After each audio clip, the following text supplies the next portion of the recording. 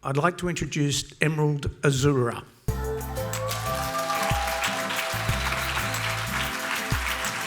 It's been designed specifically for warm water cruising. It's been designed for the Mediterranean and to provide all the public space, safety, stability, and the amenities that our guests would enjoy. It only has 50 cabins. The smallest cabin, and there is only 6 of these, are 18 square metres. That's our leading cabin category on the main deck. The next stateroom up, our balcony staterooms, the smallest of which is 28 square metres and ranges up from there. We have terrace and yacht suites, which are on the aft of the ship. These are upwards of 60 square metres and really provide a spectacular view of the Mediterranean. And then, of course, we've got the owner suite, which is 111 square metres. But it's not just about luxurious cabins and large spaces there, it's about the other amenities on the ship. So if you go to Horizon Bar and Lounge, once again, we've only got 100 guests. This is 240 square metres. So it's a large space, and just like on our river cruises, this will be the hub of the ship. This is where people will go for a drink before dinner and after dinner. We have some speakers, etc. Reflections Restaurant. Typically with restaurants, they talk about 2 square metres per guest is quite spacious. That's a good size. Reflections is 315 square metres for only 100 guests. Could easily accommodate 160, and it'll have seating for 130. Plus, on the outside, seating for another 48 guests on the terrace, which is immediately behind Reflections Restaurant, for open-air dining, breakfast, lunch and dinner. The Pool Cafe, I'm sure, will be a very popular spot. 240 square metres in total, including the pool, but over 200 square metres without it. But this, I'm certain, will be extremely popular. And I've got to tell you, it is mega yacht cool.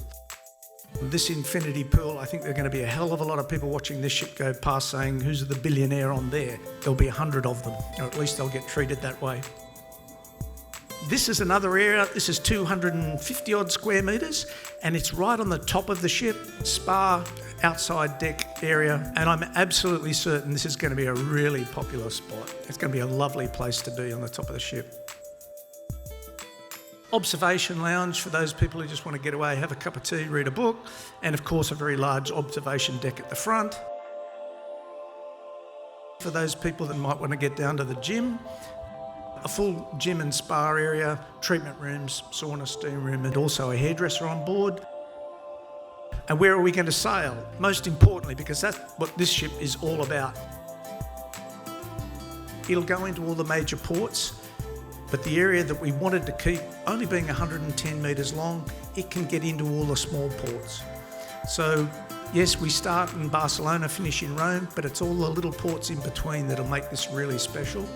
So we've got Western Med, Rome to Venice, Adriatic coast, Greek islands, Turkey, and then in the winter months we get down to the Red Sea and the Holy Lands.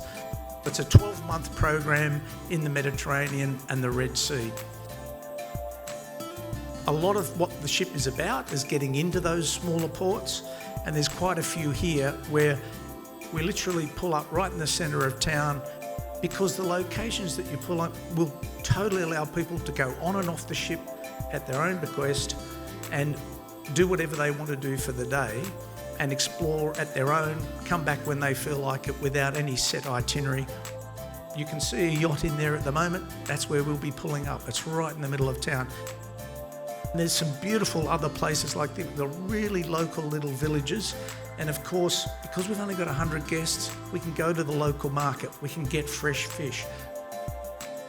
We don't have to provision so much. We set up all of the provisioning on set itineraries where we can genuinely use local fresh produce on a daily basis. This one here I really love, Pran in Slovenia. Beautiful little township. As you know, Slovenia has a very, very small piece of coast, beautiful old village, somewhere where people can walk on, explore themselves, get back on the ship, go back out in the afternoon, do as they please. I'm certain you'll find it extremely popular. That's our big announcement. The ship will be sailing from July 2021.